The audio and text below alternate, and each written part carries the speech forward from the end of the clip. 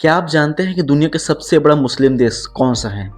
आप कहेंगे सऊदी अरब या पाकिस्तान। नहीं, वो देश है इंडोनेशिया।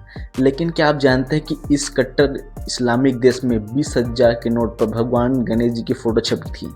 जी हाँ, आपने सही सुना है। जिस देश में 87% आबादी अल्लाह को मानता है, वहाँ के नोट पर गणेश जी का फोटो क्या कर रहा है? बात है 1997 से लेकर 98 की इंडोनेशिया की अर्थव्यवस्था यानी इकोनॉमी पूरी तरह से चरमरा गई थी।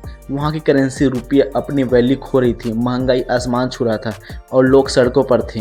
सरकार परेशान था कि देश को इस आर्थिक संकट से कैसे निकाला जाए।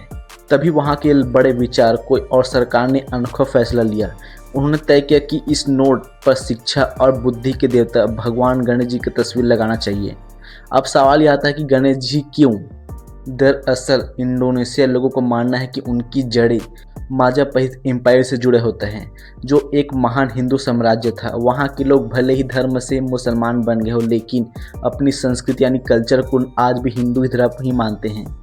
उनके लिए गणेश जी केवल एक धर्म देवता नहीं, बल्कि बुद्धि, कला और विज्ञान के प्रतीक हैं। नोट पर गणेश जी के फोटो के साथ साथ वहाँ के पहले शिक्षा मंत्री की हजार देवंतर की भी फोटो थी।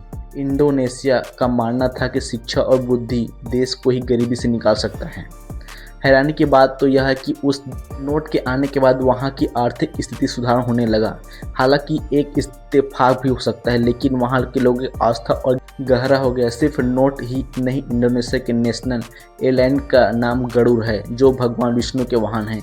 वहाँ के मिलिट्री का मस्तक हनुमान जी है और वहाँ के स्कूल के बाद आज भी माँ सरस्वती की पूजा होती है। क्या आपको लगता है कि भारत को भी अपनी करेंसी पर ऐसी महान हस्ती या प्रतीकों को जगह देना चाहिए? अपनी राय कमेंट में ज़रूर बताएं और अगर ऐसे फैक्ट आपको पसंद आए तो लाइक शेयर सब्सक्राइब जरूर करें।